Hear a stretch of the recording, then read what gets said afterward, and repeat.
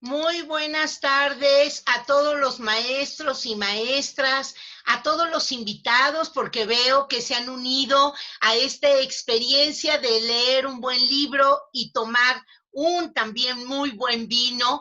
Vamos a ver un poco qué resulta de este ejercicio. Les hemos pedido por ahí que tengan su vino. Yo espero que lo tengan por ahí. Yo traje uno pequeño porque, bueno, una botella sola pues no me podría yo tomar. Pero, y además debemos, no, ya veo al maestro Everardo que él dice yo sí, pero seguramente tendrá por ahí algunos invitados. Veo por ahí a Gabriela Grimm, que también ya mostró su botella y ya va a degustar un vino blanco, sí, ya lo tiene bien frío por ahí, pero además una copa, porque luego a veces hemos visto que por ahí es una cosa que a mí sí me sorprende mucho, que el vino lo sirvan en vasos, ¿no? Hay personas, hay sommeliers, ahorita vamos a escuchar a José qué nos dice al respecto, pero a mí en lo personal que un vino no se sirve en copa, me parece que no es correcto, ¿no? El vino, así como un buen refresco o un tequila que siempre lo servimos en un contenedor muy apropiado, bueno, pues lo mismo tiene que ver con el vino. Maestros, maestras, invitados, bienvenidos todos a esta última entrevista del mes de julio. Hemos destinado, los que nos han venido acompañando todo este mes, al tema de la salud. Hemos visto cómo respirar, hemos visto también cómo meditar, hemos trabajado algo de yoga y por supuesto que también estuvo con nosotros un especialista en alimentación con el objetivo de comentarnos qué y cómo comer. Todo esto tiene que ver con salud, sobre todo que hoy se hace prioritario el hecho de estar en una condición diferente y que nos damos cuenta cómo dormimos, cómo reaccionamos, cómo anda nuestra piel, cómo anda nuestra digestión. Tenemos como mucho más tiempo para observarla. Y le he pedido permiso a los 3 especialistas anteriores que nos dejaran degustar vino, porque hay personas que piensan que cuando hablamos de vino, cuando hablamos de una bebida de orden alcohólico, posiblemente no tenga que ver con salud. Yo pienso diferente y por eso he incluido en este espacio el también relajarnos a través de la lectura y relajarnos también a partir de a veces estar en momentos solos.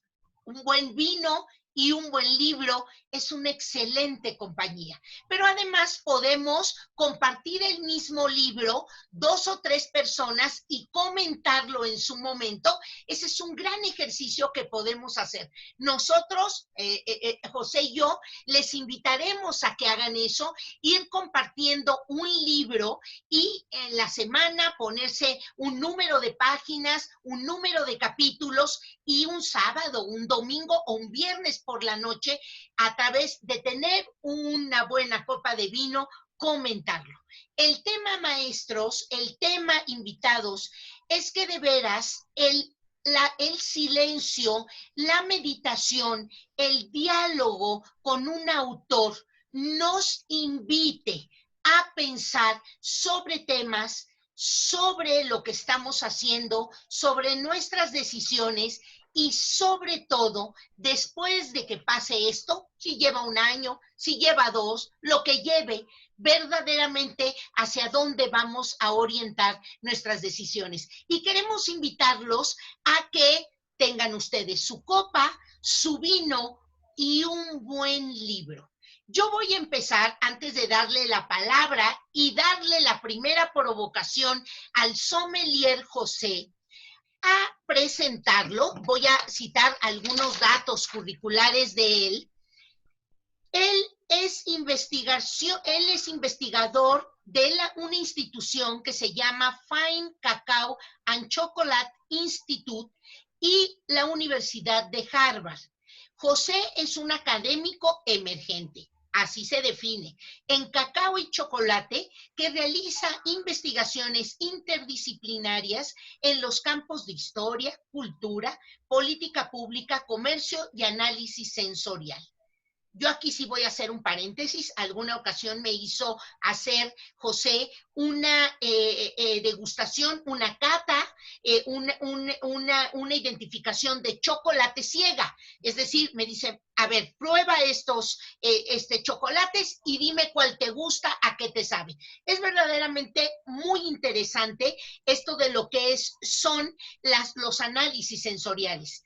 Ha presentado su trabajo en varios foros académicos de la Universidad de Harvard, de la Universidad de Boston, el Culinary Institute of America y el European Business School París, entre otros. También es instructor para el Cacao Grader Intensive, un plan de estudios desarrollado por el Instituto de Chocolate para la incorporación de estrategias en el cultivo y la evaluación de la calidad del cacao. Su experiencia profesional incluye el trabajo en estudios culturales y alimentarios, así como un periodo dedicado a la industria alimentaria en la ciudad de Nueva York. Se graduó magna cum laude del Instituto Culinario de América en 2018. En el campo del vino, José está certificado, es un especialista certificado en vino y especialista en Spirit por la Sociedad de Educadores del Vino de Washington, D.C. en los Estados Unidos, y es sommelier certificado por el Court of Master Sommeliers y un sommelier de sake, bebida japonesa a base de arroz, nivel 3 por el Wine and Spirit Education Trust, ambos en Londres y Reino Unido. Durante su tiempo libre, José visita museos, parques nacionales en el noreste de Estados Unidos, lee constantemente. Ese es un asunto que ni modo, es un vicio que tiene, y trata siempre de acabar la jornada con una buena cena ligera y una copa de Pinot Noir, que ahí tenemos él y yo una diferencia, porque mi uva preferida es otra. Pues vamos a empezar, maestros, maestras, invitados, en este ejercicio. Y yo quiero empezar, antes de darle la palabra a él, porque le voy a pedir a José que vaya pensando en las uvas. Vamos a empezar para que tú veas tu botella y digas qué uva es. Es muy importante cuando ustedes están en una cena, cuando ustedes están en una actividad, cuando van con un grupo de amigos, cuando de repente están incluso en un evento porque están inaugurando a lo mejor algún museo o están festejando alguna graduación, siempre invitan vino. Bueno, pues es muy lindo que ustedes a las personas que están sirviendo el vino le digas: preséntame la botella, preséntame el vino, y que les traigan una botella y que ustedes puedan leer qué tipo de uva es, de qué lugar es ese vino, cuántos años tiene, y leer algunos elementos de las etiquetas es parte importante de la cultura en vino. Entonces, José, vamos a pedir en primera instancia que nos hables de las uvas. Pero antes, yo les voy a presentar un libro que me acompañó al inicio de la pandemia.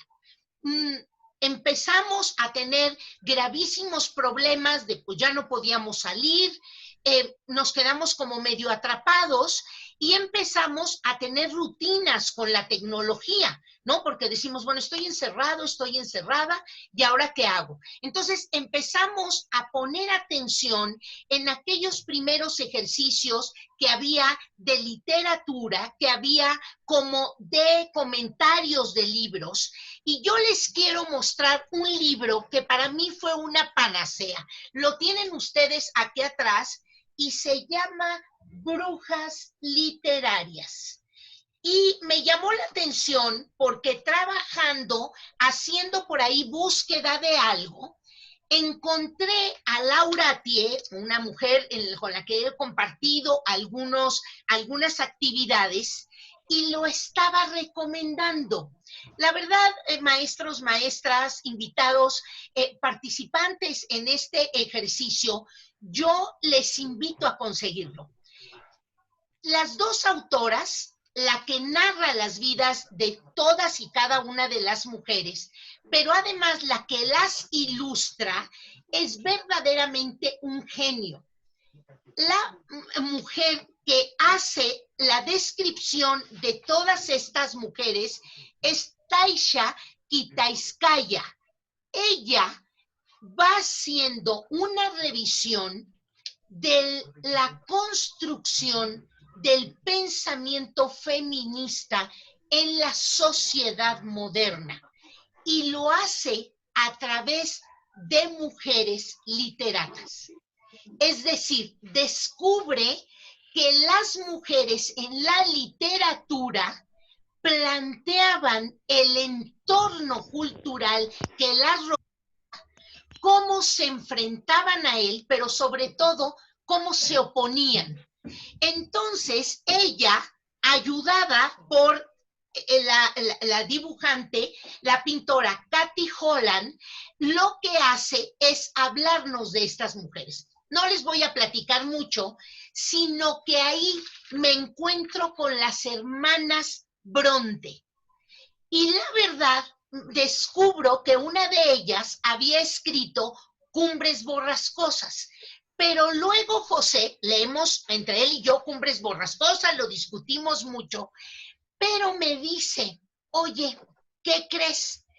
Hay otra hermana Bronte, porque fueron tres, las tres escribían, su entorno las llevó a eso, pero Charlotte Bronte escribe uno de los libros que más me ha gustado, que es Jane Eyre. Acaban de sacar, la crítica europea vuelve a retomar el libro, y la verdad es un libro entrañable. Lo disfruté muchísimo.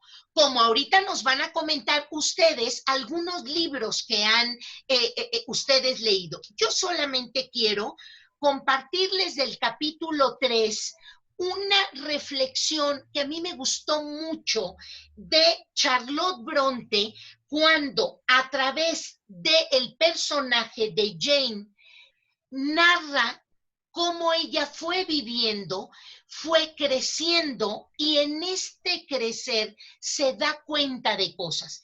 En el capítulo 3, Jane dice, ¿con qué fuerza deseaba contestar esa pregunta? Hay una situación donde le estaban agrediendo, le preguntan y dice, ¿con qué fuerza deseaba contestar esa pregunta? Pero qué difícil era encontrar las palabras. Los niños tienen sentimientos, pero no saben analizarlos, o si los analizan parcialmente, no saben expresar con palabras los resultados de tales análisis. Sin embargo, ¿cómo temía perder esa primera y única oportunidad de aliviar mi pena compartiéndola? Después de un momento de turbación, intenté darle una respuesta sincera, aunque escueta. Y luego Jane, en este libro, contesta la agresión a la que estaba siendo sometida.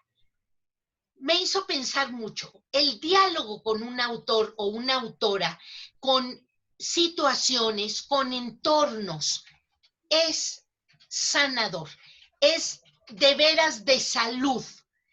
Y en ese sentido, José, platícanos de las uvas, platícanos cómo estar acompañado de un buen libro también nos permite disfrutar de un buen vino. Y aquí tenemos a José, que nos va a platicar de las uvas. Yo te provoco, José, con un tema, como son las uvas de los vinos.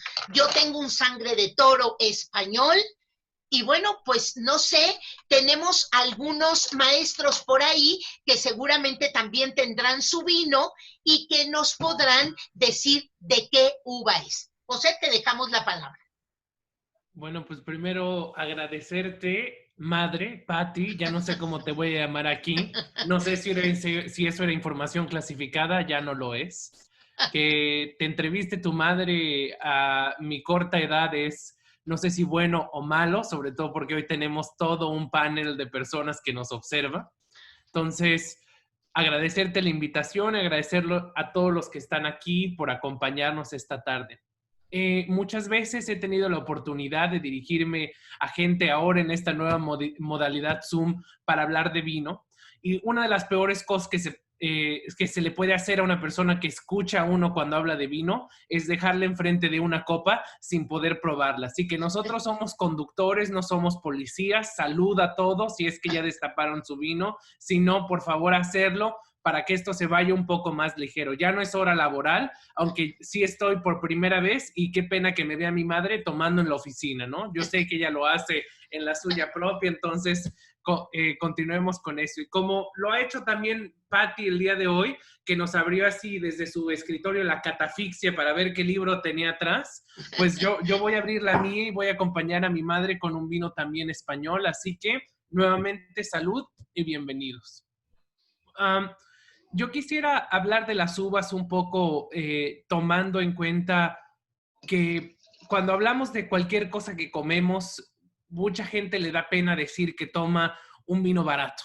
Lo bueno para todos ustedes que hoy compran un vino, a excepción de, por supuesto, siempre hay el que encuentra el grano roto en el arroz. Es importante saber que si usted compró un vino en algún lugar de la República Mexicana, en un distribuidor autorizado de bebidas alcohólicas, usted está tomando buen vino. Porque un mal vino es aquel que tiene un defecto. Y mucho ha pasado en toda nuestra industria vinícola y vitícola que un vino que está malo rara vez llega a una anaquel para venderle al cliente. Entonces, no se sienta usted que porque haya pagado 10, 15, 20 o 20 mil pesos por una botella, una pequeña botella de vino, usted esté teniendo un vino malo o bueno. Todos son vinos diferentes. Y por eso hay que hablar hoy de las uvas como uvas diferentes, no como uvas mejores ni peores. Por supuesto, hay las uvas que son un poco más resistentes a condiciones climáticas, que como cualquier otro aditamento agrícola es muy importante hacer esa primera consideración. Hay uvas que son un poco más susceptibles a cierto tipo de suelos, que suele ser un poco de los argumentos que se establece, por ejemplo, para hablar de un término francés que se le ha llamado terroir, que se ha traducido en español de cierta manera como terruño o como terroño, en donde esta uva puede adquirir ciertas características organolépticas o sensoriales, o lo que usted huele, lo que usted ve y lo que usted sabe. Hoy por hoy hay muchísima diversidad en el tema de las uvas de vino. Estamos catalogando que solamente, por ejemplo, en Italia existen 256 uvas o genotipos de uvas locales a la península italiana. Y esto es para hablar de un lugar donde normalmente la uva llega solamente a partir de que ingresa el tránsito del Imperio Romano. Estamos hablando de un fruto que emigra en la variedad que se utiliza para la uva, que es para el vino, que es la Vitis vinifera, que es una de las muchas familiares de las vides, que llega a toda esta cuenca del Mediterráneo por el comercio que se viene gestando desde la época temprana del imperio griego, de la República griega y luego de la República y el Imperio romano. Entonces, estamos hablando ya de Italia, un lugar donde donde este tipo de uva no habita. Y para que ya haya 200 tipos, imaginémonos cuántas ha de haber en Francia, cuántas ha de haber en el lugar donde esta es originaria, por ejemplo, que es de toda la cuenca de Mesopotamia, la cuenca creciente del río... de esa parte del mundo, por ejemplo, el Cáucaso con Georgia o con Armenia, en donde este tipo de uva es oriunda de. Yo quisiera decir también que el día de hoy, por supuesto, todos ustedes tienen diferentes botellas de vino. Por ejemplo, si yo pusiérame a buscar el tipo de uva que está en mi vino en particular, no lo voy a encontrar escrito en ninguna parte de la etiqueta. Y esas serán conversaciones un poco más profundas que tendremos el día de hoy, pero una etiqueta de un vino es como un libro. Hay que saber el contexto, hay que saber el autor, hay que saber el tiempo en donde se hizo, no solamente el vino en particular, por supuesto ahí tenemos todos unos años reflejados en esa botella, pero también el tipo de cuándo el productor inicia con todo este desarrollo del vino. Yo sé que en mi vino hay 3 principales varietales. ¿Por qué? No por quién lo hace, sino por dónde lo hace, que es la denominación de origen de Rioja. De hecho, si yo volteo mi vino, puedo ver que tiene aquí una marca de certificación Rioja que certifica, perdón, está aquí en el cuello de la botella, que certifica que es de una denominación. Lo que tiene que decir no es que es bueno ni malo, sino que sigue una cierta cantidad de reglas para poder tener esta corbata. Imagínese usted que es como un diploma de universidad que está graduado de la Universidad de Rioja su vino. Hay, por supuesto que hay gente que no tiene, por ejemplo, algún título o que se va como todos los emprendedores, por ejemplo, la tecnología hoy en Estados Unidos, que dicen, bueno, eso de los grados universitarios no es para mí, yo me voy por la libre. No necesariamente quiere decir que es un vino malo, sino quiere decir que es un vino que no sigue ciertas reglas para esa denominación. Entonces, yo en mi vino el día de hoy, la principal variedad que tengo es el tempranillo riojano y también tengo la garnacha, que son 2 uvas que tienen, que tienen su ondaje y su cadena de mutación en el mismo territorio español y que son características de Rioja. Ahora, no significa que hay una más que la otra. Puede ser que por ejemplo, en el caso de Rioja no hay necesidad o no parten de tener, por ejemplo, un volumen determinado de cierta uva. El productor puede mezclar o puede dejarlo monovarietal, como lo decimos, o de una sola uva. Pero donde sí la denominación de origen pasa, por ejemplo, en el caso de Rioja, es cuánto este vino pasa en botella y en barrica. Esto es la razón por la cual el día de hoy Rioja es Rioja y, por ejemplo, es diferente, por ejemplo, al vino que hoy tiene mi madre en Ciudad de México, porque ese vino puede tener otras varietales y a lo mejor no tiene una cierta denominación de origen. Yo quisiera rebotarlo contigo, madre, para que nos digas un poco más del vino que estás tomando y también podamos explicar un poco en ese lugar de España. Pues aquí, José, hijo, ya nos develó, pero además el apellido pues era muy difícil que lo pudiéramos ocultar y además muchos de los amigos, muchos de los maestros que hoy están en esta sesión, estamos 31 personas, pues nos conocen. A mí me gusta tomar vinos que conozco, vinos de estos que yo digo que no se equivocan, vinos que digo siempre pasan la prueba, es decir, siempre te dejan bien parado. Y a mí el Sangre de Toro o el Casillero del Diablo me gustan, por eso, primero porque son uvas muy rudas. Mi hijo me dice que a mí cuando tomo vino me gusta morder la raíz del árbol, ¿no? Y ahorita le vamos a pedir que explique por qué dice eso, porque hay vinos que pasan por barrica y adquieren un sabor más amaderado. A mí me gustan, y me gustan uvas, él habló de Pinot Noir, a mí me gustaría que también dijeras esta parte de qué es la uva Pinot Noir. A mí me gusta mucho el Cabernet Sauvignon, a mí me gusta mucho la uva Shiraz, a mí me gusta mucho la uva Carmenere y a él le gusta algo que se llama Pinot Noir. Pero, José, ¿por qué no nos dejas que alguno de las personas que nos acompañen una de ellas, una voluntaria, nos lea un pedacito de un libro que tenga y nos convenza. Yo ya les presenté uno, les presenté el de Charlotte Bronte, Jane Eyre, y de veras ver cómo una niña crece y cómo va construyendo su mentalidad es una delicia, y además por supuesto que degustando la lectura con un buen vino siempre será mejor, pero nuestros participantes seguramente tendrán algunos libros. No sé si alguno diga yo y le pasamos la palabra para que nos lea un parrafito, nos diga por qué le gustó ese libro. ¿Quién dice yo de los participantes? ¿Quién quiere decir, este libro es el más bonito? Yo tengo aquí... Hay que tomar más vino porque ya después de la primera copa todo el mundo levanta la mano. Eso es Sí, ya de... esa es hay que una tomar buena... valor. Esa es una buena idea. Pues Creo, mira, en lo que la gente se anima o saca por ahí de sus cajones, yo quiero decirles que creo que veo a retomé la dos... maestra María Araceli quiere participar. Perdón por interrumpirte, Ah, María. no, interrúmpeme, por favor. A ver, María Araceli, déjame, te localizo. Por favor, quita tu micrófono. Ah, ya localicé a la maestra y le pongo la pantalla a ella. Maestra Araceli, por ahí Hola, usted buenas tiene un tardes. libro que ya veo que se llama Cascabel. Háblenos de este Cascabel, libro. así es. Bueno, este libro es de una escritora de aquí de mi ciudad. Ella es una maestra que se dedica a la música y a escribir. Es una mujer que su libro, que ahorita que acaba de hacer, este es el segundo libro que hace, es una novela. Pero esta novela a mí me encantó porque habla de nuestra región, de todo lo que,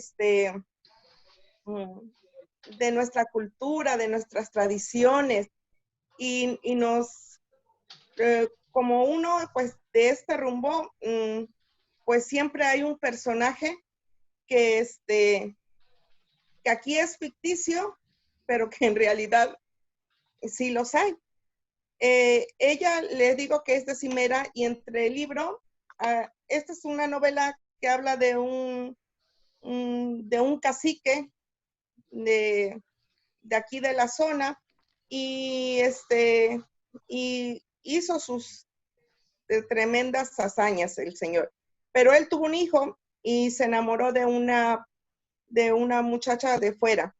Esta escritora, perdón, ella interviene entre la novela, mete décimas.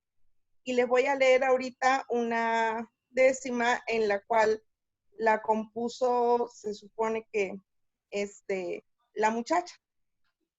Le pido a Dios que no terminen nuestras horas de paz y de consuelo, y que siempre en tus ojos ilumine el sendero de paz donde camines, nuestras almas unidas hasta el cielo.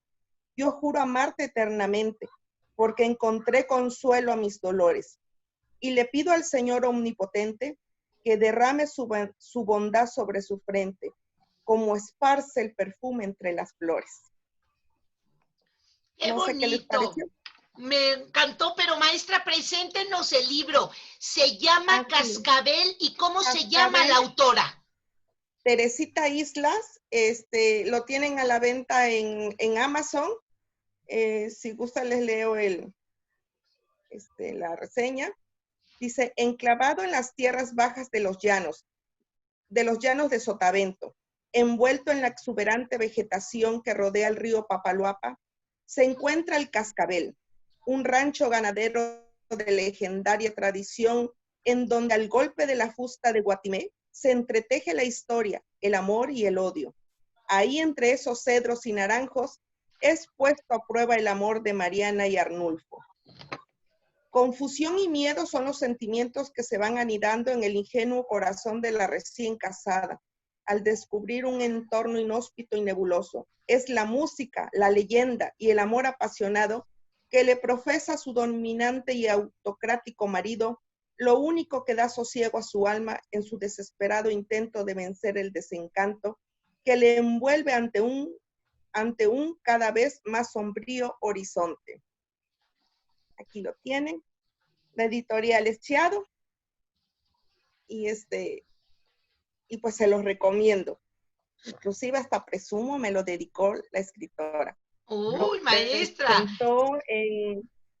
Sí, lo presentaron en la Casa de Cultura de Tlacotalpan, Veracruz. Yo soy aquí del Lerdo de Tejada y vivo como a 20 minutos de Tlacotalpan. Somos muy, tenemos nuestra cultura muy arraigada, nos gusta bailar fandango, nos gustan las décimas, bueno, en lo personal. Y mi hija baila en un ballet de Tlacotalpan.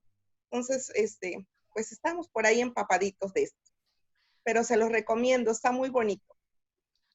Maestra, pues de veras agradecerle la recomendación, pero además son de estas novelas que recuperan un poco el entorno cultural de donde se escribe la historia. Entonces, conocer a la persona es también algo que en nuestra época cada vez se hace mucho más cotidiano, en el sentido de ir a la presentación del libro, que nos los dedique, ver por qué se inspiró, y como usted bien lo dice, mucha novela contemporánea, si bien se basa en un personaje real, a veces cambiamos nombres, cambiamos un poco la circunstancia, pero es una manera de contar la historia a través de una narrativa que llega al corazón y que de veras vale la pena compartir. Que siga disfrutando su libro, maestra, y muchas gracias por presentarnos. Y digamos con la maestra Araceli, así como dice José, a ver si se va la gente animando para comentarnos sus libros, para comentarnos qué vino está tomando. Salud. Y a ver, José, sigamos un poco con este asunto. La maestra Araceli, ya le vi también a Araceli su botella. José, más sobre las uvas, más sobre cómo seleccionar una uva, cómo saber que nos gusta. Es indudable que hay que probar diferentes uvas. A mí, en lo personal, me gustan mucho solo algunas monovarietales, es decir, un vino que tiene solo una uva, un Cabernet Sauvignon. Si no hay otra cosa que elegir, la elijo.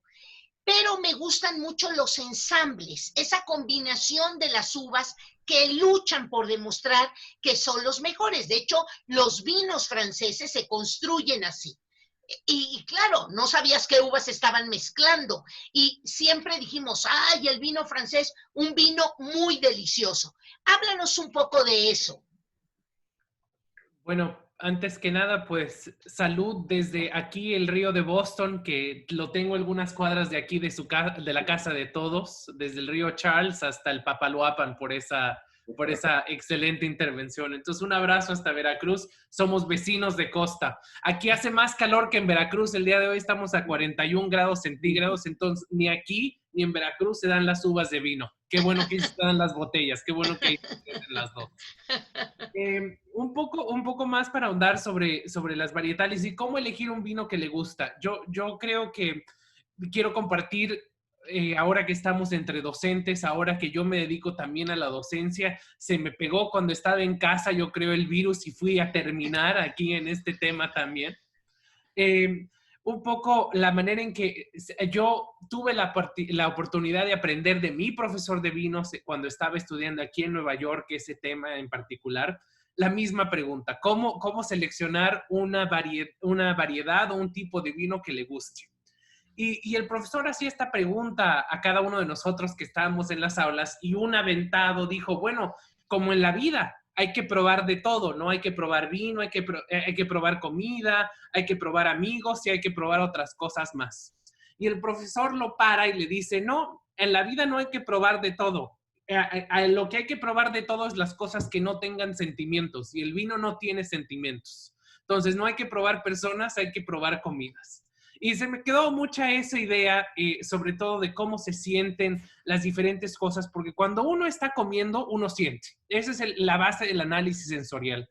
Cuando yo me siento, por ejemplo, ahora con mis contemporáneos en el tema de cacao y chocolate, Muchas veces la gente que converge en el medio conmigo me dice, bueno, pues hay que probar 100 chocolates al día. Digo, a nadie le puede gustar hacer ese trabajo. Digo, probar 100 chocolates, 150 chocolates en una sesión de 3 horas es la manera moderna de la tortura. Digo, hay peores trabajos, yo lo sé, especialmente ahora como están las cosas, pero probar 150 chocolates en una sentada no está padre. La gente me dice, uy, qué envidia te tengo. Mejor cada quien, como diría el dicho mexicano, cada quien sus cubas en ese sentido, ¿no? Entonces, un poco probando qué significa ser un comensal, qué significa ser un tomador de vino informado. La manera es muy sencilla. La manera más importante de ustedes acercarse al vino es acercarse no al vino, sino a una persona que sabe de vino. Y una persona también que sabe de ustedes. Aquí, mucho de la manera en que se incorpora todo el marketing de vinos el día de hoy es formando profesionales como yo. Digo, yo hoy por tiempo completo no me dedico a esa materia, pero yo que conozco, por ejemplo, a mi mamá o que conozco a varios amigos, veo aquí también a grandes amigos que han formado también parte de mi vida, que les mando un abrazo muy fuerte. Yo los conozco, sé que toman, sé que comen, y podemos entablar una conversación a partir de eso. Supongamos que usted, la persona que conoce de vino, es a lo mejor la persona que le vende a usted vino, ya sea en el supermercado o a lo mejor en alguna tienda especializada. Entablar una conversación con ellos es esencial, sobre todo porque el vino en sí, como no tiene sentimientos, pues uno puede irse un poco como a la ruleta rusa y agarrar una botella porque está bonita la etiqueta, o porque estudié en España, entonces a mí me gusta el vino español, o porque me cayó bien el que me lo vendió. Digo, todo eso, hay todo un segmento del estudio de mercado. No crean que son los únicos. Todos los mercadólogos saben quiénes son ustedes y les van a vender una botella. Pero digamos que ya vamos en un momento en donde estamos estableciendo esta conversación. Por ejemplo, supongamos que yo sé que a mi madre le gustan un vino, como ella dice, yo le digo que le gusta morder la barrica, que le gusta dormirse en la barrica así cerrada por 20 años, y normalmente nos peleamos mucho porque una botella de vino se tiene finalmente que compartir, si no, ¿cuál es el caso? Cuando mi madre abre, por ejemplo, botellas que son muy jóvenes o que están altamente barricadas, yo le digo que a la primer sorbo yo estoy tendido. A mí me gustan un poco más vinos más delicados, que tienen, sí, a lo mejor más tiempo de añejamiento, pero que no necesariamente estuvieron tanto en barrica. Una de las cosas que dictamina mucho es la varietal, es la uva. Por ejemplo, hay varias alusiones o varias metáforas en este caso. A mí me gusta mucho la uva Pinot Noir y la Chardonnay porque se adecuan mucho a la barrica donde están, pero nunca pierden su característica sensorial de uva. Entonces hay muchas veces que dicen, bueno, este es como Chardonnay, uno lo pone en cualquier barrica y toma el sabor, pero no deja de ser el mismo o ella misma. O el Cabernet Sauvignon, que nada más toca tantito la barrica y deja de ser Cabernet Sauvignon y ya sabe a la barrica. Entonces, todo ese tipo de aprendizajes es un aprendizaje que un amigo suyo que sepa de vino, sobre todo la persona que está de manera profesional en el sector, puede entablarse. Aquí lo único que no se vale es decir que algo le gusta cuando realmente no le gusta. Está bien equivocarse, está mal comprar una botella de vino que no nos gusta. Lo que nunca está mal es dejarse y cansarse de no encontrar algo que gusta, porque yo he conocido mucha gente que al primer vino que toma dice, a mí no me gusta el vino, ¿no? Es como si algún estudiante entrara a sus aulas, bueno, no a la suya, pero a lo mejor a la de la colega que no nos gusta y dijera, no me gusta estudiar porque ya nos hizo ese gran favor el colega de hacerlo en contra de la escuela. Entonces, las botellas son como las aulas. Hay que probar muchas porque ahí está la respuesta a encontrar lo que más nos guste. Ahora, José, ¿qué tal que algunos maestros nos dicen qué botella tienen? Por lo menos unos 5, y nos hablas de esas uvas o de esas marcas o de esos países de uva. Entonces, tú ya nos dijiste el tuyo, yo ya te dije que estoy tomando un Sangre de Toro, pero si usamos el chat y nos dicen qué vino o qué marca o qué uva están tomando, y nos hablan de ello, o nos piden la palabra y rápidamente abrimos el micrófono y la imagen para que nos digan qué vino están tomando. ¿Quién nos dice, quién nos comenta cuál es el vino que están tomando? Ahí ve Everardo. Mira, aquí ya. A ver, Everardo, qué Muy bien. gusto que nos acompañes en este ejercicio. Igualmente, y es un placer. Además, por el tema y todo, ya yo creo que igual que todo el mundo hemos estado más que ocupados y a veces también ya le roímos un poquito estar conectados, pero era un placer saludarlos, saludar a José, saludar a cada uno de los conocidos. Como tú decías, José, a mí me gustaban los vinos no tan fuertes, sino me gustaba un vino que tuviera sabor y que al mismo tiempo no fuera tan agresivo, que no fuera tan ácido. Y exactamente estaba estando en Chile, ahí en Diego Portales, en la universidad, me encuentro a un conocido que habíamos conocido aquí en México y le digo, oye, ustedes que saben de vino, me gusta este vino. Es un vino que tenga un buen sabor, que sepa la uva. Entonces me dijo, espérame, después te digo. Y me cayó mal un poco, pero después me invitan cerca de Viña del Mar a cenar y me dice su esposa, este va a ser tu uva y entonces vas a probarlo. Y me dieron a probar el Carmenere, no sé hace cuántos años, puede ser que ya podría tener, no sé si 15, 18 años, y me enamoré de la uva porque era un vino que es muy agradable al paladar, es muy combinable, lo puedo tomar solo con mucha tranquilidad y lo disfruto mucho. Entonces el Carmenere ha sido, y por ahí las otras cepas, como puede ser el Shiraz o otra vez un poco el Merlot, pero si puedo encontrar, ahora a veces sí soy más en la parte de monovarietal, el Carmenere aquí en México, si tomo uno, me gusta mucho el 3B de la casa ya del norte Casa Madero. de Casa Madero, además es de Coahuila, donde somos nosotros. Entonces el Carmenere me ha parecido fenomenal y he buscado muchos Carmeneres. Y en general tomo también Casillero del Diablo, es una botella no cara, una botella muy agradable. Estoy entre el Carmenere de Casillero o el Santa Digna, ¿sí? Que me parecen muy agradables, te repito, son como muy combinables, a veces lo puedes estar tomando con un poco de queso o aún acompañándolo, a veces hasta con un postre. Yo me continúo un poco con el Carmenere porque este sabor que permanece muy claramente y casi me atrevería a tomarlo, identificarlo contra 2 o 3 variedades, como tú dices, hay tantísimas que no sabríamos. Pero a mí, y si no lo han probado, de veras, yo creo que es un vino que tiene un buen gusto, un buen sabor. Esta parte de la fruta y del aroma es delicioso. O sea, a mí me gusta olerlo y olerlo, un poquito esta tendencia. A veces cuesta y no me es fácil, pero sí más un tonito de canela y estas frutas rojas, en especial como las ciruelas, una cosa así, hay una acidez rica. Entonces, en especial, si tienen la oportunidad, no dejen de probarla. Como dicen, hay que intentar probar de todo lo que está cercano. Es un vino chileno, es una uva que nace en Francia, si no me equivoco, José, ya me corregirás, muere en Francia, pero ya estaba en Chile y parece ser que ahora se vuelve casi la uva de Chile. Entonces, Carmenere, hay Carmenere de Carmen, les digo, Casillero del Diablo, de Santa Digna, hay toda una serie. Entonces, yo disfruto ese vino muchísimo. Me gustan otros, te digo, vino mexicano, económico para tomar así con cierta frecuencia, el 3B. Y en una fiesta, no sé si lo has probado, Pati, José, el Gran Ricardo como un vino mexicano, me parece el vino mexicano más exquisito que he probado. Entonces, pues les comparto ahí mi vino, mi uva, ¿sí?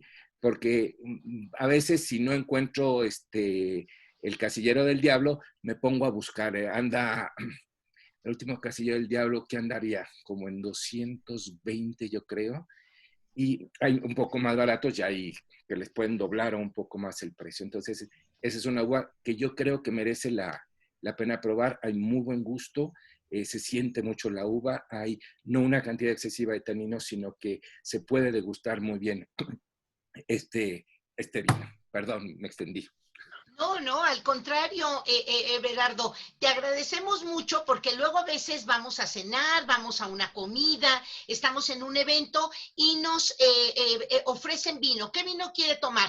Bueno, pues ya nos dijo Everardo que podemos decir, ¿tiene algún vino que tenga uva Carmener o que sea de Carmener? Bueno, pues ya, eso ya la gente nos va a voltear a ver y va a decir, ay, creo que sí sabe de vino. O pedir marcas concretas, quiero vino español, por ejemplo, si quisiéramos pedirlo por un país, por una región, o incluso por marca. Como él nos dijo, el 3B tiene algún mexicano, yo quisiera un 3B o quisiera un Gran Ricardo. Lo tiene por copeo, lo vende por botella y creo que eso ya nos va metiendo un poco como a este mundo del vino. Pero vamos a ver, algún otro más que quisiera presentarnos su vino, que quisiera decirnos, oigan, pues yo traigo esta botella o no traigo botella, pero alguna ocasión probé tal vino. ¿Alguien más? Tenemos a Lucy. Creo que quieres comentar, Lucy, te dejamos la palabra. Hola, pues yo Hola. les quiero presentar uno de mis consentidos. Yo me dejo mucho guiar por las etiquetas. Busco ahí en el súper y me voy como habilitando a partir de lo que dicen las etiquetas.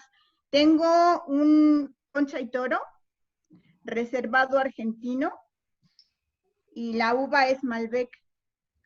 Y la etiqueta detrás dice que es un vino de color rojo vibrante y reflejos violáceos.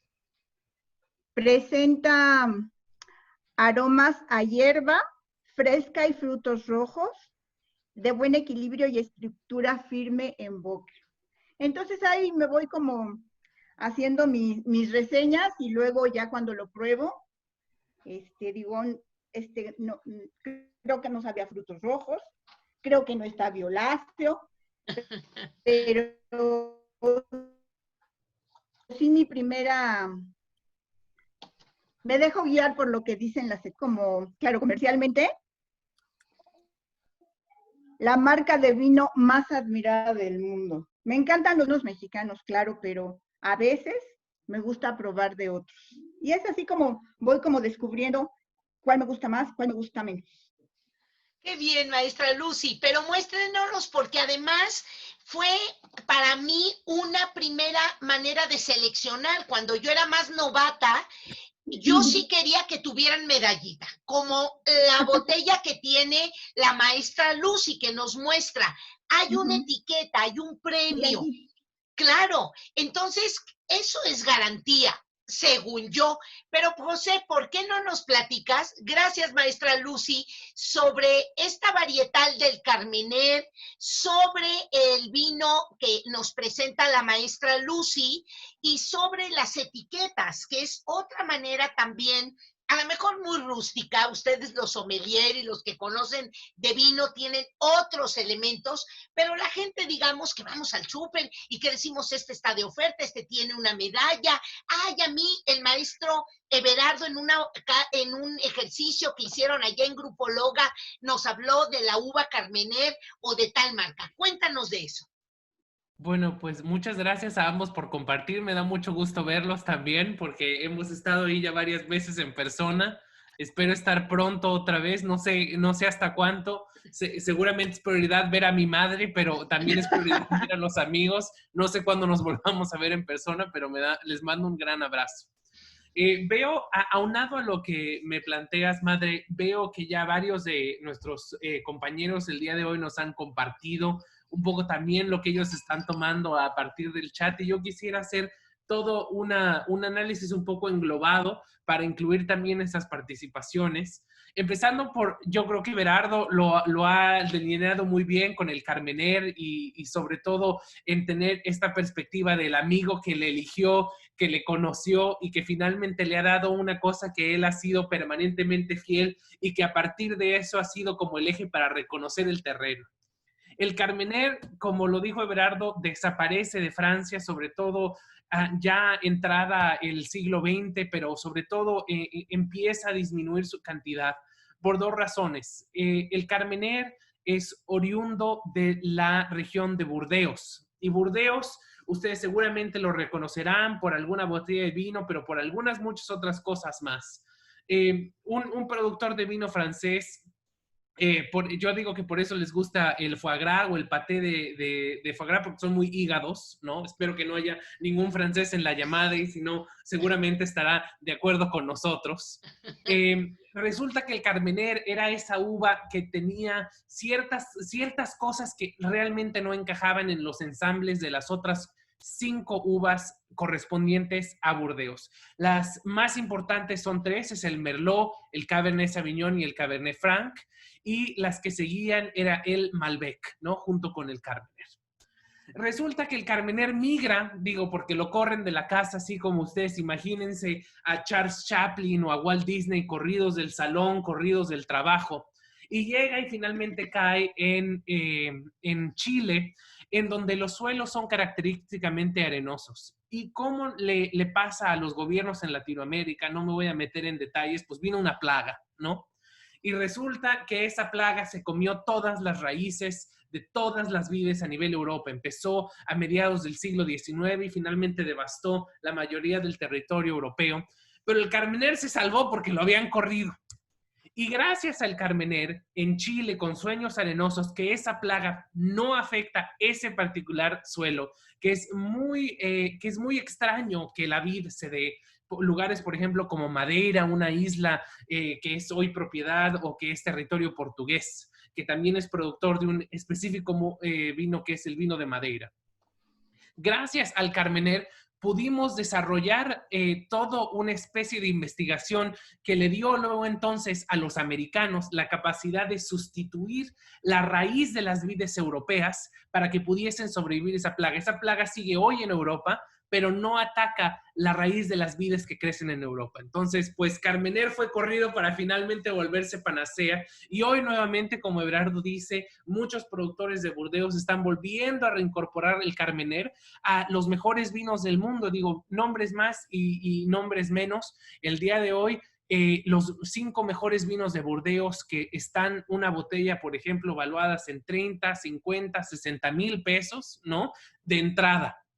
Hoy utilizan cierto porcentaje de la uva Carmener, sobre todo los que provienen de la parte oeste de la región de Burdeos. Entonces, hoy surge, ¿no? Eso es una cosa muy importante, sobre todo de recordar del vino Carmener y ahora corrida, pero está en el estrellato, específicamente en Chile, pero Argentina, incluso Brasil, ya están empezando, ¿no? Con sus propios crecimientos en viticultura. Y yo creo que México muy pronto la adquirirá también, sobre todo por esta gran onda del cambio climático. Yo tengo compañeros que están en el Valle de Guadalupe, también ahí que están en Coahuila, en el Valle de Parras, donde está Casa Madero, que comentamos ahora, sobre todo en este contexto de estar en casa del coronavirus, que el cambio climático está afectando mucho las variedades que son susceptibles a estas alzas de temperatura. Una entre ellas es, por ejemplo, el Pinot Noir, que hablaré ahorita un poco de ese sentido, porque el Pinot Noir es un poco como yo.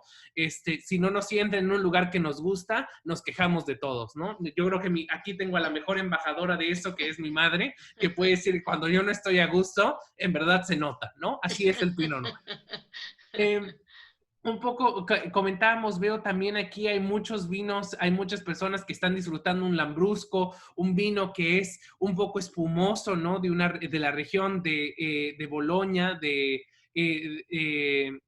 la región donde viene, por ejemplo, el jamón de Parma, ¿no? El vinagre balsámico de Modena, por ejemplo. Esa es la región donde da el Lambrusco, que es uno de los pocos vinos reconocidos de la región de Riomana, como se le conoce al estado, pero que es el vino más popular de Estados Unidos. Hoy, por ejemplo, aquí donde me encuentro, el vino que más se toma es el Lambrusco tinto o el Lambrusco rosé. Es un vino bastante popular, sobre todo porque es muy potable, tiene alguna especie, por ejemplo, de dulzura residual que no se acaba totalmente bajo el proceso de fermentación del vino. Entonces, es un vino ligero y es un vino perfecto para estos calorones de verano. Ya sé, envidioso yo estoy de todos los que están en México que no están sufriendo esos calorones, por lo menos en el área metropolitana del Distrito Federal, pero es un excelente vino. Y un poco comentando los que nos decía Lucy en el sentido de qué es la etiqueta y estos términos rimbombantes, ¿no? De qué es que tenga tintes de este color o que tenga notas que estén totalmente balanceadas. ¿Qué es eso? ¿No? O sea, creo que tendríamos a este personaje de Eugenio Derbez que digan que alguien me explique cada vez que leo alguna de esas etiquetas. Pues muy sencillo. Cuando uno toma una copa de vino, quiere ver tres cosas, quiere diagnosticar tres cosas: cómo se ve, cómo huele y cómo se prueba. No hay mucho que decir más que cuando uno lo ve, lo que quiere ver es los tintes de colores. Por ejemplo, hay vinos, y estos lo relaciono a lo que le gusta más a mi mamá, que incluso aunque uno los pusiera una linterna, uno no puede ver lo que hay en el fondo. O sea, totalmente se pierden, y esos vinos, por lo tanto, pueden ser o muy jóvenes o pueden ser que tengan mucho año en barrica, puede ser que sean de una varietal que tenga una piel en la uva bastante fuerte. Por ejemplo, el Cabernet, por ejemplo, el Syrah. Por ejemplo, mi vino, yo puedo verlos a ustedes a través de mi vino, quiere decir que es un vino de varietales que tienen una piel mucho más delgada, que a lo mejor pasan menos tiempo en barrica y más en botella. Después, el aroma es ahí donde entra nuestra memoria de ir al mercado, de estar cocinando, de ir al supermercado. Y pues hay que relacionar, como yo lo aprendí cuando estaba estudiando para sommelier, 3 frutas y 3 no frutas. Entonces hay que sacar las moras azules, hay que sacar las papayas, hay que sacar los duraznos, ahí de donde lo tengamos en la memoria, y decir 3 frutas y 3 no frutas, un poco lo que nos comentaba Lucy con las hierbas, ¿no? Entonces ahí sí es válido. Lo que un poco quedaría un poco fuera de lugar es cuando, por ejemplo, alguien me dice, bueno, es que esto me recuerda a la parada del camión cuando iba con mi abuelita, y yo, bueno, pues a lo mejor es una buena memoria por la abuelita, o a lo mejor es una mala memoria por la parada del camión, uno nunca sabe. Pero una cosa que mucho nos entrenan en los sommeliers es tener lo que digamos tiene que tener un contexto universal. Entonces, un amor azul a lo mejor sabe de alguna manera parecida en Nueva Zelanda y aquí, en México o en Boston. A lo mejor la parada del camión de la abuelita, pues no es lo mismo una abuelita de Boston a una abuelita de la Ciudad de México, ni tampoco una parada de camión, ni bueno ni mala, pero son diferentes. Y lo tercero es, ¿qué es eso de que el vino tiene un cuerpo? ¿Qué es eso del cuerpo? ¿No? Hasta uno se pone un poco victoriano cuando le dice que uno tiene que probar el cuerpo del vino. ¿Qué cosa es el vino? Un poco comentando de Jane Eyre, que es una novela victoriana muy importante.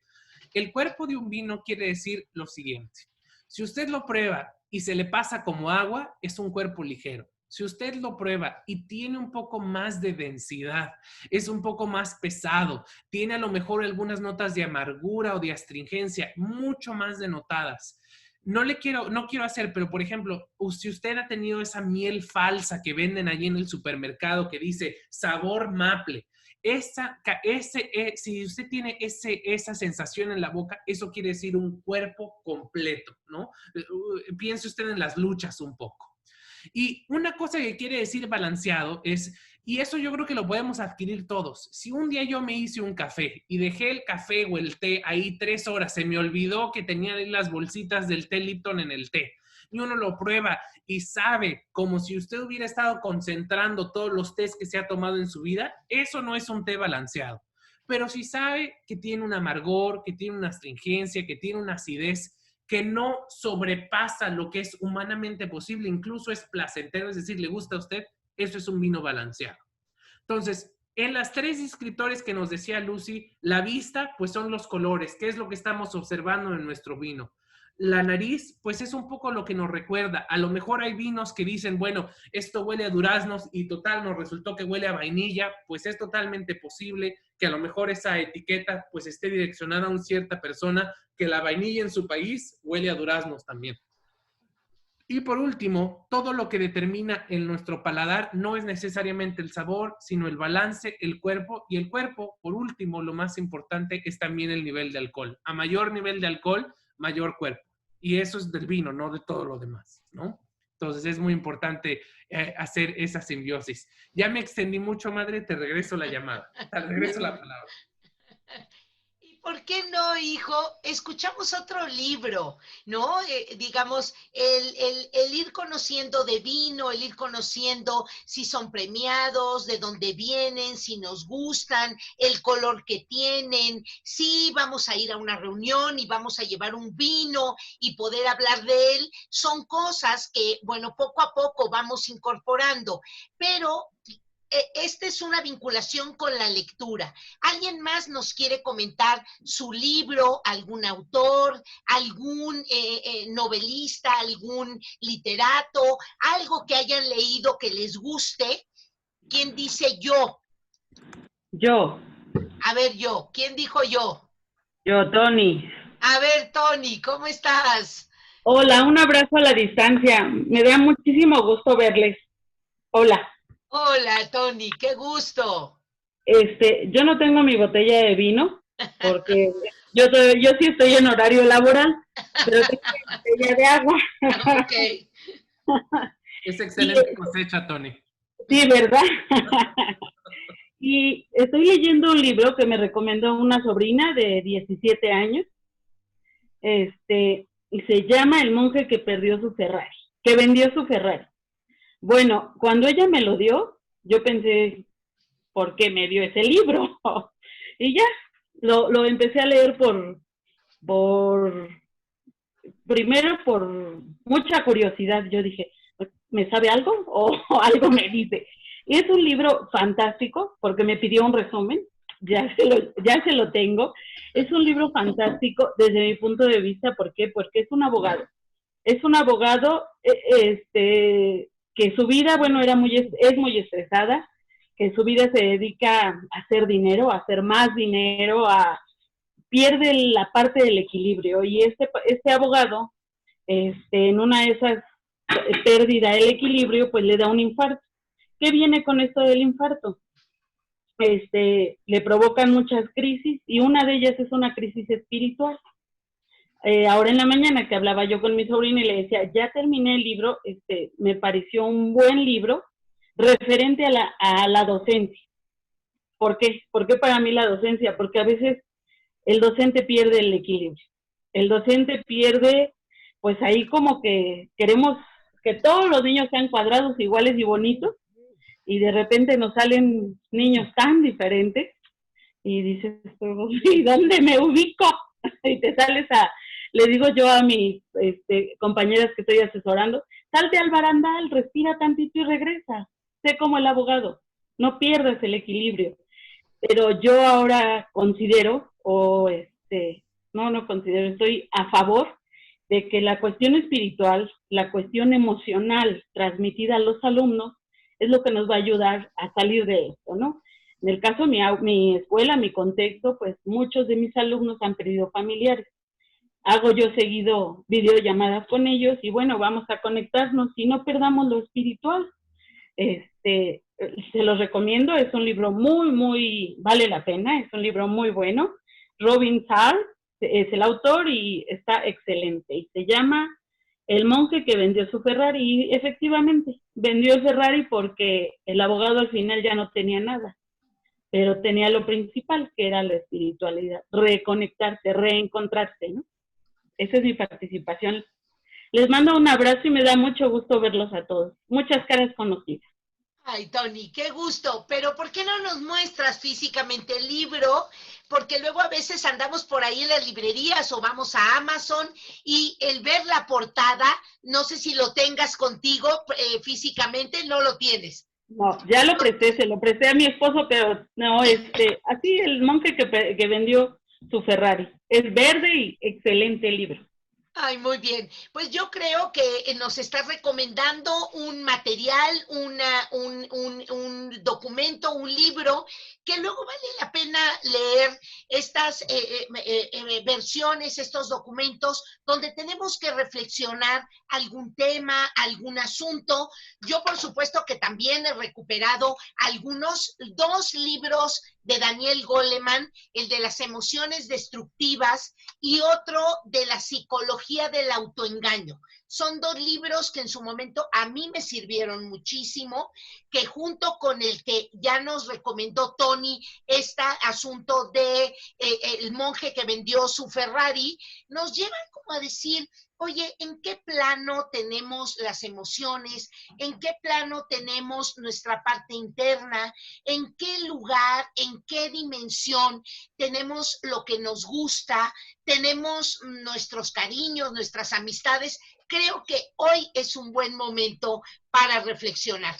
Pero voy a provocar a alguien que no había hablado y que nos hable, José, de otro tipo de vino, ¿no? Yo siempre he dicho que el peor vino tinto es el vino blanco, ¿no? Yo empecé estudiando la normal tomando vino blanco, ¿sí?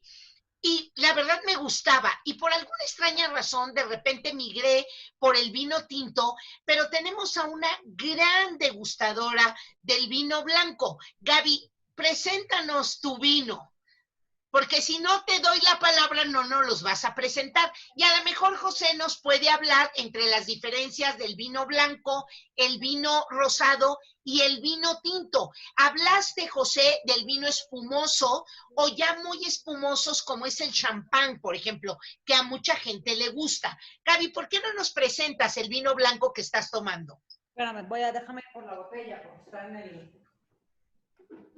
Bueno, yo lo único que voy a decir en este inter, en lo que Gaby nos presenta su botella, es mi experiencia de vida ha sido un poco al revés de lo que se presenta como normalidad. Desde mi época temprana, los viernes, mi mamá llegaba de cenar con sus amigas y yo ya estaba en mi bata, ¿no? Con mis rollos. Y llegaba a las 12:30 y decía, Pati, ¿qué son estas horas de llegar? ¿No? Y recientemente en esto de la pandemia se ha vuelto a replicar ese sistema porque yo dejo mis vinos en México con mi madre y le digo, puedes tomar de cualquier otro árbol del paraíso menos de estos 4 botellas. ¿Qué pasa? Pues mi mamá se toma mis vinos. Creo que es el único caso de que pasa que un padre se tome el alcohol de los hijos. Creo que normalmente pasa al revés, ¿no? Entonces, ya hemos discutido eso, ya todos los perdones oficiales han sido emitidos, pero nada más te quiero devolver eso, Gaby, nada más porque creo que aquí son ya 8:11 p.m., ya es la hora de sacar y poner en evidencia a las otras personas en una cata de vino. Tu mamá siempre me pone en evidencia en todo con el vino blanco, siempre. Siempre. Eres referente, y eres referente. No, siempre tengo que salir. No, bueno, yo ahora traigo que se llama La Terré. Es un vino francés, es blanco y es una mezcla de uvas de Francia. Pero yo le quería preguntar a José y quería hacer porque a mí la uva que más me gusta, José, de vino blanco es el albariño, que es una uva gallega por ahí. Entonces, me gusta porque es literalmente como si te estuvieras comiendo una uva, es afrutado, no es seco y me gusta mucho. Sí, tengo mal gusto, doctora Ganem. ¿Qué le hacemos, caray? Yo también comparto eso con mi madre, pero, por ejemplo, creo que me tomó 2 sesiones legislativas del Senado, no del Congreso, convencer a mi mamá de que el champán era vino. Entonces, ya vamos con gana. Ya vamos a ir ganando. Fue una iniciativa de ley que nos costó, Gaby. Entonces, pues, pronto a lo mejor esperamos llegar a los vinos blancos. ¿Qué te parece el albariño?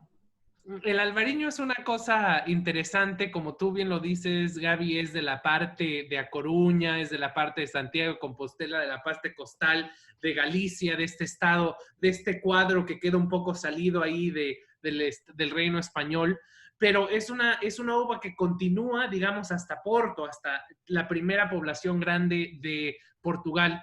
Y es bastante interesante ver, porque ese es un caso en donde la misma uva, por estar en 2 lados diferentes y el estar en 2 denominaciones, se les da tratamientos distintos. Si yo empiezo y rento un coche en Porto y continúo al norte, me voy a encontrar que a diferencia del resto del territorio portugués, el norte de Portugal y la última punta del territorio portugués antes de convertirse en España, es sumamente verde. Le llaman la Escocia de Iberia, ¿no? Porque ahí hay 200 días de lluvia, es bastante diferente el territorio ibérico.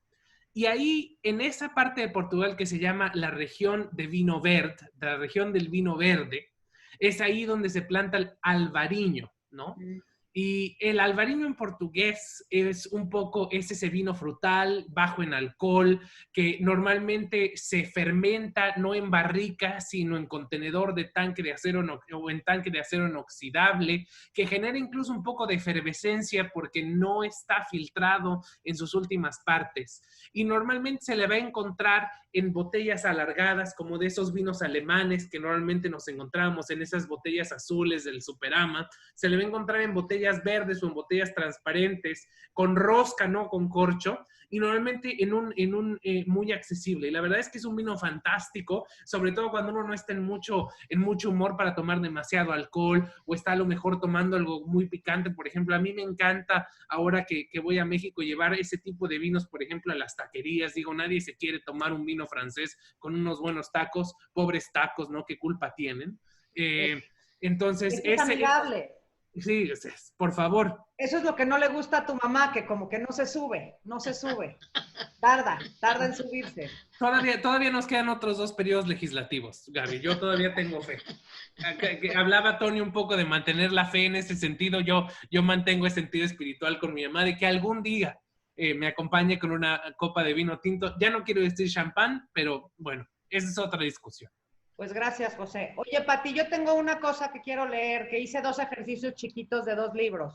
Sí, Adelante. claro, Gaby. Gaby es una mujer muy lectora, además tiene algunos autores muy, digamos, de su gusto, y por favor, Gaby, en esto de leer un buen vino, leer un buen libro y tomarse un buen vino, por favor, compártenos tus lecturas. Hice 2 ejercicios con 2 libros que ahorita les voy a leer, están muy cortitos, pero me parece que la combinación del vino con el libro es importante. José decía ahorita lo del olor, y el olor siempre es como una máquina del tiempo, no sé si les pasa, pero huelen algo y te llevan, ¿no?, a algún lugar. Y de pronto los libros también. Yo creo que cuando leemos algo es diferente cuando lo leemos cuando teníamos 15 años, cuando tenemos 20, cuando tenemos 40, 50, lo que sea, y puedes leer la misma versión, pero ya es diferente.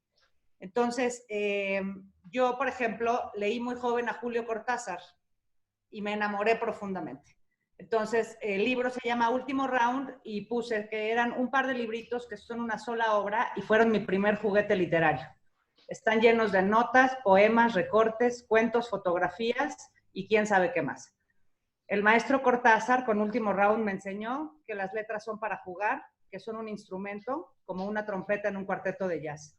Y atención en el tema del jazz, porque Cortázar, me parece, es precisamente eso, un músico de letras, un jazzista del lenguaje. Cortázar fue, y entre preguntas será, mi gran amor literario. Leí la mayor parte de su obra alrededor de mis 20 años, y con toda la intensidad con la que uno ama a los 20 años, así lo amé a él. Gracias a Cortázar aprendí de jazz, de fotografía, de gatos, de box, de París, pero sobre todo aprendí que las letras pueden transmitir belleza y que el ritmo y la cadencia de nuestro idioma, con las palabras puestas en su sitio, puede hacernos sentir hasta la médula. Lo he leído 1,000,000 de veces y todavía suspiro en ese brevísimo capítulo 7 de Rayuela, que también les recomiendo. Sí, Rayuela y Cortázar no pueden dejarse de leer. ¿Y el otro, Gaby? Y el otro es, ahí voy, que acá lo tengo, es Noches Blancas, de Fyodor Dostoyevsky. Ok. Esta novela fue una de las primeras de Dostoyevsky. Cuenta la historia de un hombre mayor que se enamora platónicamente de Nashtenka, una chica abandonada por un enamorado que prometió volver y no volvió. El hombre y la chica se conocen en el verano, en las noches blancas, un fenómeno en el cielo ruso que hace que las noches no sean del todo oscuras, y empiezan a hacer planes de boda, hasta que reaparece el enamorado y, como era de esperarse, la chica se va con él. Es una historia muy sencilla que describe emociones profundas y complejas en apenas 20 paginitas. Se escribió hace casi 200 años, cuando la vida era lenta y cada momento se significaba en periodos más largos de tiempo. Un retrato cotidiano del San Petersburgo, de mediados del siglo XIX. Al final de la obra, el personaje del hombre mayor agradece a la pérfida de Nastenka haberlo hecho sentir tanta felicidad. Un gesto que hasta la fecha me conmueve hasta las lágrimas. Pues sí, cada quien con sus Nastenkas. Oh Nastenka, que tu vida sea dichosa y tan clara y gustosa cual tu dulce sonrisa. Y bendita seas por el momento de ventura y felicidad que diste a otro corazón solitario y agradecido. Dios mío, todo un momento de felicidad. Si no es eso bastante para colmar una vida, pues me quedo en el recuerdo, doctora Ganem. Yo creo que Gaby nos recuerda un poco ir a los clásicos, todos estos autores que hemos revisado en la secundaria, a lo mejor en la normal, a lo mejor cuando estudiamos la media superior. Seguramente habrá personas aquí que habrán hecho otras carreras y que están en la docencia. La verdad es un tiempo propicio para eso. Pero además, Gaby y las personas que nos han compartido su libro y que nos han recordado algunas cosas que podemos leer, hay que investigar al autor, hay que investigar su contexto, hay que investigar el lugar donde nació, hay que investigar el estilo literario. Habría que identificar por qué luego de repente lees algo y usan unas palabras. Yo verdaderamente me he dedicado a encerrar algunas de ellas, decir, esto nunca jamás lo había yo escuchado. Me parece que leer es un gran ejercicio que debe de retomarse para dejar en la semana una media hora, una noche, un viernes solitario, un sábado después de la comida, un documento, como ya nos comentaban algunos de ustedes, que podamos compartir con la familia, con esa persona que estamos compartiendo. La lectura siempre será una gran aventura. Y José, pues me gustaría que cerraras, ¿no? Un poco con lo que has escuchado, lo que has leído de los chats de los maestros sobre esta cuestión del vino. El vino blanco, el vino rosado, el vino tinto, el champán, que algún día me convencerán. Todavía no estoy convencida, por supuesto, y mira que estoy diciendo una sandez. Cualquier gente que me oiga decir que no me gusta el champán, pero bueno, lo voy a decir, estamos en amigos. Ya se volvió un grupo de amigos de lectura y de vino. Por favor, ciérranos esta sesión, José. Yo voy a continuar y un poco también, si ya es cierre, agradeciendo nuevamente que hayan estado con nosotros esta hora, casi ya 30 minutos, con la explicación que me falta del vino de Gaby, que es qué pasa cuando uno continúa con este coche rentado y ahora está en territorio español. Uno se encuentra con la misma uva, pero en esta uva va a ser una uva bastante tánica, y a lo que me refiero no solamente es por la uva en sí, sino porque va a estar añejada en barrica más de 6 meses, casi 6 a 18 meses. Va a estar fermentada en varios niveles, no solamente en contenedor de acero inoxidable, y va a ser envasada en otro tipo de botellas que vamos nosotros a ubicar ahora con la figura de la botella que nos mostraba Gaby, que es este tipo de botellas alargadas. Yo tengo aquí una versión mini de esa botella, pero Gaby lo está mostrando ahora, que no son estas flautas que nosotros registramos con vinos tintos, con vinos blancos de cierta manera. Yo creo que ocupando un poco también esta oportunidad de poder hacer clic con la parte literaria, hay un clásico que es En busca del tiempo perdido de Marcel Proust, ¿no? En donde nace un poco esta cuestión de la Magdalena literaria, que es este episodio donde Marcel Proust narra cómo se encuentra una Magdalena, que es este pastelillo francés, ¿no? Que es muy común o encontrarlo en las mesas de postres franceses o en las panaderías, en donde él, a través de probar una en su juventud, narra cómo eso lo transporta hacia su niñez. Un poco lo que Gaby un poco nos narraba con estas dos sugerencias que tenía con esta posibilidad de a través de algún objetivo sensorial, por ejemplo, el vino nos transporta a la niñez. Creo que es importante el día de hoy saber que cuando nosotros confrontamos diferentes escenarios, hoy confrontamos una especie que a los mexicanos creo que es la segunda vez que nos toca a los que estamos vivos después de la influenza H1N1, ahora con el coronavirus yo creo que es un poco más relevante, es un poco más extremo, ¿no? Creo que la influenza nos duró unos pocos meses, pero ahora el coronavirus pretende afectarnos, yo creo que años, incluso aquí en Estados Unidos. Creo que es importante reflexionar un poco sobre que si nosotros nos quitáramos esta condición y vemos que la uva es la misma, que los seres humanos que estamos a los dos lados de las fronteras lo mismo, nada más que nuestro tratamiento es un poco diferente, creo que encontramos en cualquiera de estas botellas que hoy tenemos de esta misma cepa, de esta misma varietal que ha sido mi contribución el día de hoy, un poco la capacidad de hacer que es en el proceso en que nos reconstruyamos la materia prima que sea más amena a nuestro proceso personal como individuos, como comunidades o ya como países.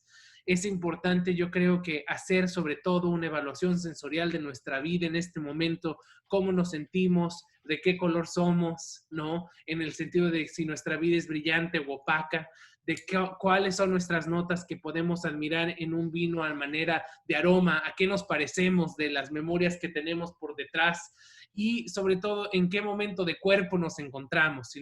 Creo que teníamos una pregunta aquí de cuánto es prudente añejar el vino. Había una pregunta de 1981 que por cierto fue una gran cosecha por lo menos para los vinos europeos. ¿En qué momento de cuerpo nos encontramos? ¿Estamos listos para que seamos descorchados y nos sirvan para todo lo que hemos estado siendo añejados todos estos años? ¿O nos quedamos en la botella unos cuantos años más? ¿O nos estamos avinagratando? Ya es urgente que nos abran porque finalmente se concluye un ciclo. Es toda una reflexión y yo creo que decías tú, madre, un poco trastabillando en palabra, pero creo que viene un poco a colación. Es momento de leer un vino también y leer un libro y también leernos a nosotros mismos en una reflexión. Lo dejo con un poco algo que decía en un foro hace un par de días. Es importante saber que abrir hoy una botella de vino es lo más cierto que tenemos en futuro, porque por lo menos nos dice que adelante de nosotros hay 5 a 7 copas de vino, ¿no? Ahí sí tenemos la certeza de que tenemos 5 copas de vino delante de nosotros y creo que en estos momentos inciertos hasta la mínima certeza se convierte en una gran dosis de felicidad. Muchas gracias a todos. Al contrario, José, muchísimas gracias por introducirnos, sobre todo este magnífico cierre en donde combinas la lectura y el vino y nos invitas a leernos a nosotros mismos y decir la cosa más cercana que tenemos es un libro y una copa de vino. Eso es cierto, cada uno encontrará sus certezas y que a partir de eso, que sí tenemos cierto, un escritorio, una cama, alguien, lo que sea, construyamos la nueva realidad que se viene. Maestros, maestras, amigos, a todos, yo quisiera proponerles un brindis por muchas cosas. Primero, porque pudimos encontrarnos en esta reunión. Segundo, porque sabemos que desde las certezas vamos a poder construir nuevas realidades. Y José, perdón, voy a tenerlo que decir, me gustaría brindar porque además José está de cumpleaños el próximo viernes. Muchas felicidades, José. Aquí está tu pastel. Felicidades, maestros, a todos. Gracias, por favor, hago aquí un paneo, espero que se puedan ver todos. Gracias por estar aquí, gracias por cerrar este mes de la salud todos juntos y que de veras estemos convencidos que las pequeñas certezas hacen grandes realidades a futuros. Maestros, muchas gracias, amigos, conocidos todos, de veras, este pequeño momento que sea como para repensar, reflexionar sobre nuestra labor. Felicidades a todos, Muchísimas, muchísimas gracias. Nos despedimos. Gracias, José. Salud. De veras, Voy a gracias. estar- gracias, es el mejor pastel de mi cumpleaños y voy a celebrar con champán, lo siento. Gracias a todos. Felicidades, José, felicidades. Gracias, un abrazo a todos, gracias por venir. Te abrazo, te conocí muy chico y estoy emocionada de ver la evolución, ¿eh? Te conocí gracias a tu mami y qué felicidad verte hoy. Me da Muchas mucho- gracias, Lourdes. Siempre bienvenida por acá, por favor, cuando se pueda. Claro. Gracias a todos. Gracias por compartir este espacio. Cerramos el mes de la salud y por ahí les llegarán las siguientes invitaciones. Gracias, maestros. Hagan sus equipos de amigos así, ahorita en esta sana distancia. Se pueden generar nuevas realidades, ¿no? Pati, Sí. te comprometemos para cuando tú tengas una agenda un poco así en viernes, aquí tienes un grupo que te va a seguir si José también interviene. Muchas, muchas gracias. Sí, es entrañable sentir que a la distancia se tienen amigos, se puede continuar. Son nuevas realidades de emociones, de formas y de veras muchísimas, muchísimas gracias. Que el tiempo nos siga acompañando muchísimo y que pues para nosotros también, así como darles técnicas para maestros, también es confortante acompañar a los que se dedican a la educación con estos pequeños espacios. Gracias, José, gracias a todos los amigos, gracias a todos los maestros, gracias por traer sus libros, gracias por traer sus vinos. Hasta luego, gracias. Gracias.